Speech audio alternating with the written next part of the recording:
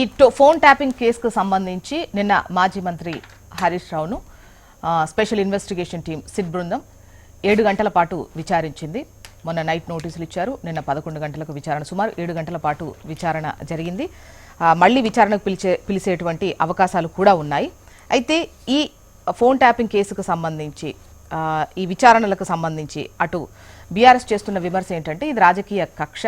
మొన్న ఆ బొగ్గు స్కామ్కు సంబంధించి మాట్లాడినందుకు మా దగ్గర ఆధారాలు ఉన్నాయందుకు సిబిఐ ఎంక్వైరీకి ఇవ్వాలని చెప్పేసి డిమాండ్ చేసినందుకు దాని పట్ల దృష్టి మరల్చేందుకే ఇప్పుడు ఈ విచారణ తెరపైకి తెచ్చారు. ఇందులో అసలు కేసే లేదు, నా పాత్రే లేదు, ఎన్నిసార్లు రమ్మన్నా వస్తాము అన్న దిశగా అటు మాజీ మంత్రి నిన్న సిట్ విచారణ అనంతరం మీడియాతో మాట్లాడినటువంటి సిచ్యువేషన్ చూసాం. ప్రస్తుతం బీఆర్ఎస్ నేత మనతో పాటు ఉన్నారు. వాళ్ళ వర్షన్ విందాము. మరి కాసేపట్లో అటు కాంగ్రెస్ అండ్ బీజేపీ నేతలు కూడా జాయిన్ అవుతారు. బీఆర్ఎస్ నుంచి సీనియర్ నాయకులు వాసుదేవరెడ్డి గారు ఉన్నారు. నమస్తే అండి Vasudeva Reddy, welcome to the debate.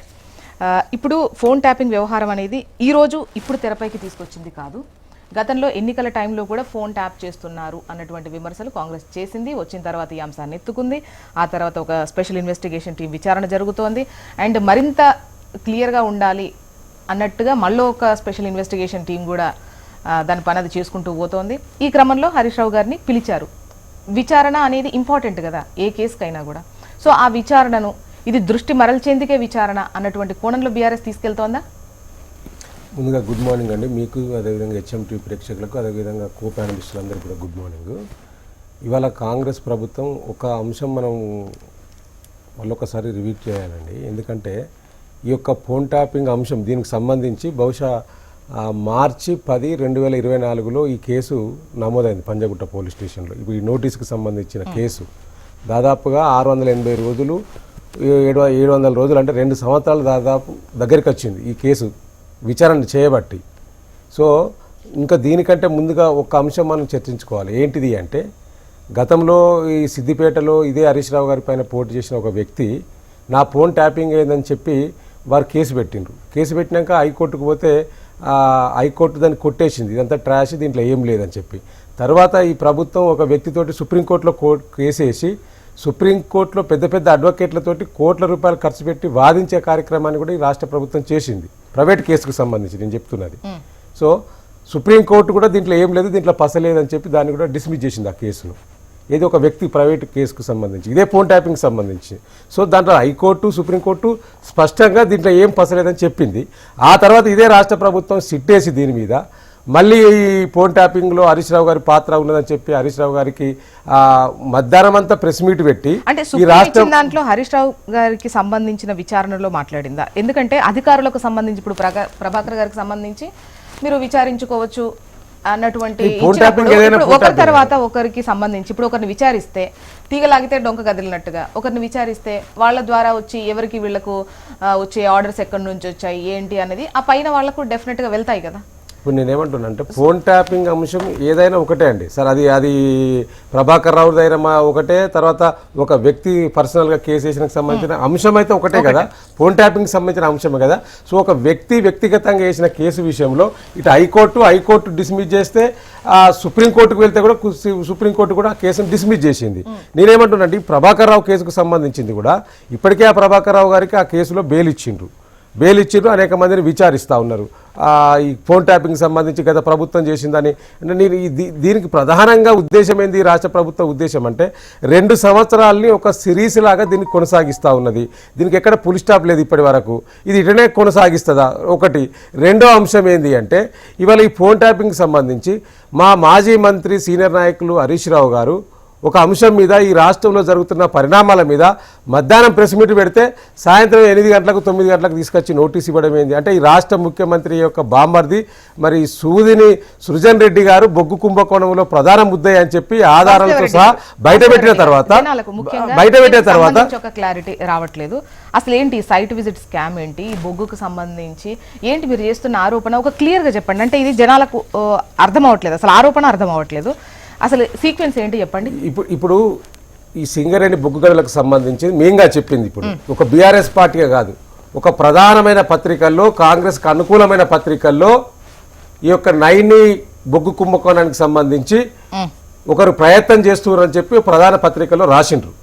రాసిన దాని మీద ఈ యొక్క రాష్ట్ర డిప్యూటీ శాఖ మంత్రి ఆర్థిక శాఖ మంత్రి బొగ్గనల శాఖ మంత్రి మరి బట్టి విక్రమార్క గారు ప్రెస్ మీట్ పెట్టి సైట్ విజిట్ అంటే గతంలో మేము కూడా 10 సంవత్సరాలు పరిపాలించిన సమయంలో సైట్ విజిట్ యొక్క రూల్ ఒకటి పెట్టలేదండి. గతంలో ఎక్కడైనా ఎవరైనా ఓపెన్ టెండర్స్ వేసుకోవచ్చు అని చెప్పి పెట్టినాం. కానీ ఇవాళ ఈ ప్రభుత్వం వచ్చిన 2024లో వీళ్ళు ప్రభుత్వం ఏర్పడ్డ తర్వాతనే వెంటనే సింగరేణిలో కొన్ని రూల్స్ మార్చిండ్రు, వారికి అనుకూలంగా మార్చుకున్నారు. ఈ సైట్ విజిట్ ఎందుకు పెట్టుకున్నారు?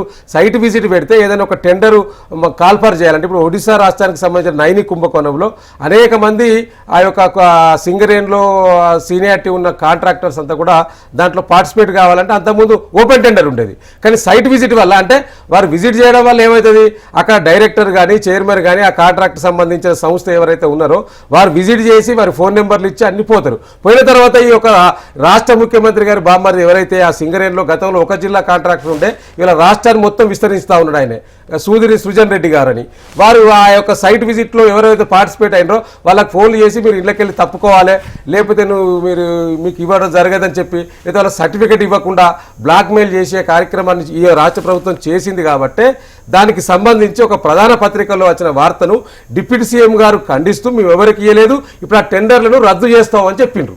సైట్ విజిట్ కార్యక్రమం సంబంధించి ఎవరికైతే టెండర్ ఇవ్వాలనుకుంటున్నారో ఆ టెండర్ రద్దు చేసింది ఇప్పుడు ఈ రాష్ట్ర ప్రభుత్వం. మేమేం డిమాండ్ చేస్తున్నామంటే ఇవాళ మీరు వచ్చిన తర్వాత 7 టెండర్లు ఇచ్చారు సైట్ విజిట్ ద్వారా, 7 టెండర్లు ఇచ్చిండ్రు. ఇప్పుడు జూన్ 23, 24లో విక్రమ్ రెడ్డి అనేట ఆయనకు టెండర్ ఇచ్చిండ్రు.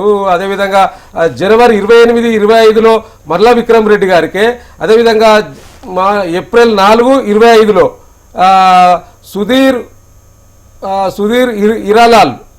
సుధీర్ ఇరాలాల్ ఆ తర్వాత సృజన్ రెడ్డి గారికి 25లో ఇచ్చిండ్రు. ఇట్లా మొత్తం ఈ దీనికి సంబంధించి 7 మీరు టెండర్లు ఇచ్చిండ్రు ఇదే సైట్ విజిట్ ద్వారా. మరి దీన్ని సైట్ విజిట్ అని చెప్పి ఒక ప్రధాన పత్రికల్లో స్పందించి రద్దు చేసిన బొగ్గు గనుల శాఖ మంత్రి, రాష్ట్రానికి సంబంధించిన సింగరేణికి సంబంధించి ఆర్థిక శాఖ మంత్రి ఉన్న బట్టి విక్రమార్క గారు మరి ఈ సైట్లను కూడా రద్దు చేయాలంటున్నాం. ఎవరైతే టెండర్లు ఇచ్చారో వీటిని కూడా అదే విధానంగా ఇచ్చారు కాబట్టి వీటిని కూడా రద్దు చేయాలి, దీనిపైన విచారణ కొనసాగించాలి. ఇప్పుడు దీని మీద నేనేమంటున్నా, ఈ రాష్ట్ర ప్రభుత్వం అన్నిటికీ సిట్ వేస్తున్నది కదా, ఎస్ దీని మీద కూడా ఒక సిట్ వేయండి. సింగరేణిలో జరిగిన బొగ్గు కుంభకోణానికి సంబంధించి కూడా ఒక సిట్ వేయండి, వాస్తవాలు తెలిసిపోతాయి కదా. ఎందుకు సైట్ విజిట్ పెట్టిండ్రు మీరు? సైట్ విజిట్ పెట్టి ఎందుకు మీకు అనుకూలమైన కాంట్రాక్టర్లకు సంబంధించి కూడా త్రూ సైట్ విజిట్ ఈ రూల్ ప్రకారం తీసుకున్నటువంటి టెండర్స్ అయినా ఇప్పుడు మీరు ఏవైతే ఈ 7 టెండర్స్ ఉన్నాయో వీటికి సంబంధించి కూడా రద్దు చేయాలని డిమాండ్ చేస్తున్నారు కదా. ఇవన్నీ వచ్చిందా? ఒకటి రద్దు చేసింది కదా ఈ ఆర్థిక శాఖ మంత్రి గారు. మరి గతంలో ఇచ్చిన టెండర్ల పరిస్థితి ఏంది? అదెందుకు రద్దు చేయరు? అది బయటికి రాలేదని రద్దు చేస్తలేరా మీరు? అదెందుకు రద్దు చేయరు? మీకు మీ అనుయాయులకు, మీ దగ్గరోళ్లకు, మీకు కమిషన్లు ఇచ్చేటోళ్ళకే మీరు కాంట్రాక్టర్లు ఇస్తారా? అంటే ఈ కుంభకోణం బయట పెట్టేందుకు కదా మీరు నోటీస్ ఇచ్చింది. మధ్యాహ్నం ప్రెస్ మీట్ పెడితే సాయంత్రం తీసుకొచ్చారు కదా. ఇంకొక అంశం, ఇప్పుడు ఇది కేంద్ర బొగ్గు శాఖ మంత్రి కిషన్ రెడ్డి గారు ఎందుకు మాట్లాడారంటే వారి యొక్క రాష్ట్ర అధ్యక్షులు ఏదో దీని మీద విచారణ చేయాలి, బీఆర్ఎస్ కాంగ్రెస్ లో అనేక అవినీతి అక్రమాలు చాటు చేసినాయని ఒక స్టేట్మెంట్ ఇచ్చిండ్రు.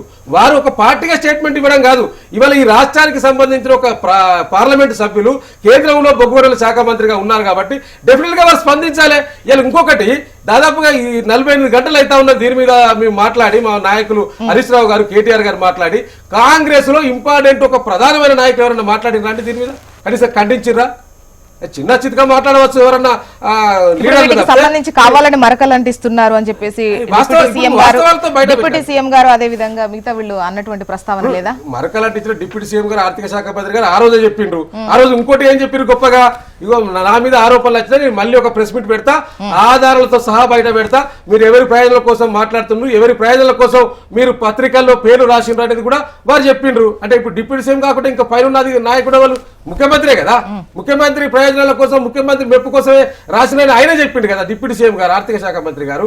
సో కాబట్టి మేము ఏమంటున్నామంటే ఇలా పెద్ద ఎత్తున కుంభకోణం జరిగింది, 100,000 కోట్ల కుంభకోణం జరిగింది. ఈ కుంభకోణం విచారణ జరగాలి. అందుకనే డైవర్షన్ చేయడానికే ఈ యొక్క నోటీస్ అనేది స్పష్టంగా